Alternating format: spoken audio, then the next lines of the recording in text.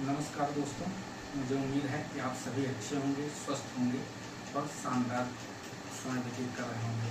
सबसे पहले तो हम आते हैं कि जैसे कि किसी अन्य बातों को ना करके ये जानना कि बहुत सी क्वेरीज आएँ कि सर प्रीलिम्स कैसे पास किया जाए, आप लोगों का क्या अप्रोच रहा कि आप लगातार प्रीलिम्स क्वालिफाई करते रहे। इन सब की जानकारी हम आपको देंगे। इसी के परिप्रेक्ष्य में ही हमने इस चैनल का निर्माण किया है और आगे भी आपको मिलती रहेंगे। और आज के समय में सबसे बड़ी दुविधा बच्चों के जो मैंने बताया था कि गलाघाट कंपटीशन है, प्रीलिम्स को पास करना। क्योंकि देखिए, जब तक आप प्रीलिम्स नहीं पास करेंगे तब तक आप मेंस लिखेंगे नहीं, ना मेंस का आपका सिलेबस तैयार नहीं हुआ है।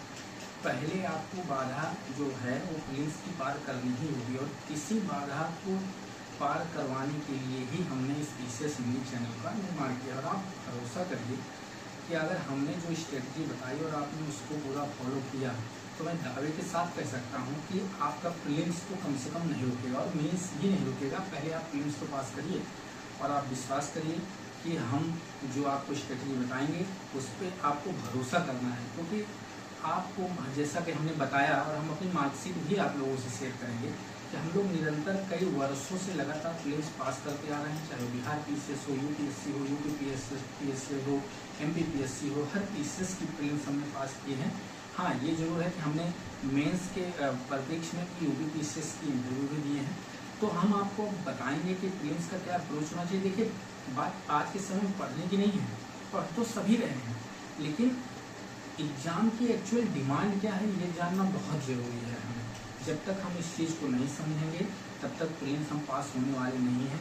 जो अच्छे विद्यार्थी होते हैं, जो बाहर हो रहा है 20 क्वेश्चन में उनकी बात नहीं कर रहा हूँ, जो अच्छे विद्यार्थी होते हैं, जो 1 क्वेश्चन 2 क्वेश्चन 5 क्वेश्चन से बाहर होते हैं, उनकी अप्रोच में कहीं ना कहीं कमी होती है, उनके पढ़ाई में कमी नहीं होती है। उसी अप्रोच को हम सुधारेंगे भी और बताएंगे भी कि क्या पढ़ना है आपको। तो आते हैं सबसे पहले कि वर्तमान समय में कौन कौन सी परीक्षाएँ हैं। तो वर्तमान समय में बिहार पीसीएस, यूपी पीसीएस और यूपी आरओ की परीक्षा है। तो आपको इन परीक्षाओं को एक साथ कैसे मैनेज करना है, सबसे बड़ी बात तो ये है। आपके लिए सबसे बड़ी दुविधा तो यही होगी कि हम इन परीक्षाओं को एक साथ कैसे मैनेज करें। तो आपको पता होगा, जैसे राज सर ने बताया था 4+1 फॉर्मूला, तो आपको उसको फॉलो करेंगे तो फिर तो कोई परीक्षा रुकने वाली नहीं आपकी। लेकिन जो जॉब में है या जो विद्यार्थी कम समय पाते हैं पढ़ने के लिए, उनको उतना भी पढ़ने की ज़रूरत नहीं है। मैं जितना आपको कह रहा हूँ, अगर आपने उसको फॉलो किया तो आप विश्वास करिए आपका प्रीलिम्स नहीं रुकेगा। तो आपको अगर आरओ, यूपी पीसीएस, सबसे पहले बात करते हैं यूपी पीसीएस और आरओ की। तो आपको सबसे पहले क्या करना है कि इन दोनों परीक्षाओं के पीवाईक्यू को देखना है। जो कि आप देखेंगे तो उसका एनालिसिस भी कर पाएंगे। एनालिसिस तो हम करके आपको बताएंगे, लेकिन आपको भी देखना है कि परीक्षा की डिमांड क्या है एक्चुअली। क्योंकि जब तक आप ये समझेंगे नहीं कि आयोग किन प्रश्नों को पूछता है, उस प्रश्न की प्रकृति क्या है या कितने अंदर तक, जैसे मान लीजिए वर्तमान में आपको बताएं इजराइल का मुद्दा चल रहा है, तो आपको ये देखना है कि क्या इसके पहले भी आयोग ने इजराइल या मिडिल ईस्ट से कोई प्रश्न पूछा है। अगर पूछा भी है तो कौन कौन से प्रश्न कितनी गहराई तक पूछे गए हैं। क्योंकि देखिए, अब आप पढ़ने लगेंगे पता चलेगा इजराइल में किसी छोटे मोटे पर्वत का नाम तो आप सब याद तो कर नहीं सकते, उतना आपको जरूरत भी नहीं है। आपको ज़रूरत है सिर्फ और सिर्फ सामान्य जानकारी की कि हाँ, इजराइल के आसपास कौन से देश लगते हैं, इजराइल में कौन सी प्रमुख नदी बहती है, या कोई बहुत फेमस ज्वालामुखी हो या कोई विशेष नदी बह रही हो, बस इतने से काम हो जाता है। आप विश्वास करिए, आप पीवाईक्यू देखेंगे आपको पता चल जाएगा। तो अब बात आते हैं कि पीवाईक्यू आप देखेंगे कैसे। पहले तो आप एक बार 10 साल का पीवाईक्यू देखिए कि क्या सब्जेक्ट कितना आता है। उसके बाद आपको खुद ही एहसास होगा कि आप अभी कितना गलत दिशा में तैयारी कर रहे हो। तो मैं आपको बताऊं कि इन दोनों परीक्षाओं में सबसे ज़्यादा जो वेटेज है वर्तमान समय में वो है करेंट, जिसको लोग सबसे कम पढ़ते हैं। क्योंकि करेंट आप देखेंगे यूपी पीसीएस में, अगर आप इकोनॉमिक्स और टोटल करेंट को मिला लें, जो लिया जाए, तो 35 से 37 क्वेश्चन आते हैं बजट और साइड करेंट को मिला करके। तो आप सोचिए, उस सेगमेंट को आप सबसे कम पढ़ते हैं और आप उम्मीद करते हैं कि आपका प्रीलिम्स सारे सब्जेक्ट पढ़ के निकल जाए। तो ये संभव नहीं है, क्योंकि आप सारे सब्जेक्ट पढ़ के उसमें 100% एक्यूरेसी तो ला नहीं सकते। लेकिन करंट में ऐसा जरूर है कि आप उसमें 100 में 95% की एक्यूरेसी रख सकते हैं।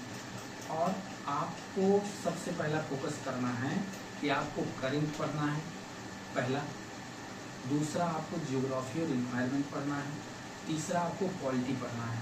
अगर आप इन 3 चीज़ों पे कमांड कर लेते हैं तो आप विश्वास करिए कि आपके इन्हीं तीनों सेगमेंट को मिला करके 85 क्वेश्चंस देखने को मिलेंगे आपको। आप सोचिए कि अगर 85 क्वेश्चंस पे आपका कमांड हो तो आप इसमें से बहुत अच्छा पढ़ के 75 कर सकते हैं, नहीं कर सकते हैं? कर सकते हैं। फिर आपको सिर्फ और सिर्फ 25 प्रश्नों की ज़रूरत है, जो कि अभी आपका इतिहास है, साइंस है, इकोनॉमिक्स है, ये सारे सेगमेंट छोटे हुए हैं। सोचिए आप इनको अगर थोड़ा थोड़ा भी ध्यान दे करके अगर प्रीवियस ईयर क्वेश्चंस को भी मैनेज कर ले गए तो आप भरोसा करें कि आपको 100 क्वेश्चन सही करने से कोई रोक नहीं सकता।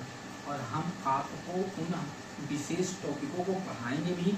और करंट की तो चिंता आप छोड़ दीजिए कि आपको करंट में क्या पढ़ना है, उसकी क्लास मैं आपको प्रतिदिन एक वीडियो के माध्यम से लेके आऊँगा।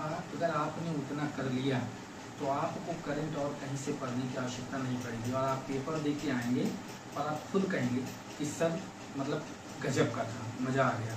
तो आप भरोसा करिए, हमारे साथ जुड़िए और आपको मैं भरोसा दिलाता हूँ कि आपका फिल्म्स नहीं रुकेगा। फिल्म्स की गारंटी यानी टीसीएस हिंदी चैनल, आप भरोसा करिए। और इस वीडियो के नीचे कमेंट में और हमारे इस पे टेलीग्राम का लिंक दिया जाएगा, आप उसको ज्वाइन करिए।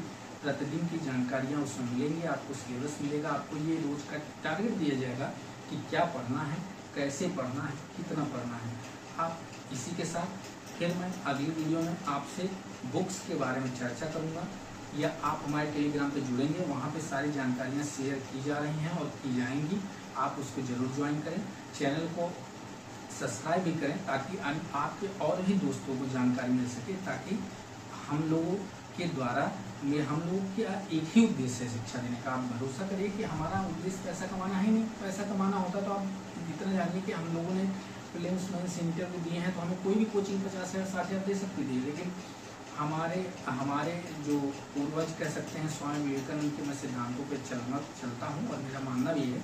और अम्बेडकर भी कहते थे कि अगर शिक्षा आपने सीखा है और आपने उसके माध्यम से आपने शिक्षा का प्रसार नहीं किया और उसके माध्यम से आपने लोगों का कल्याण नहीं किया तो आपकी शिक्षा व्यर्थ है।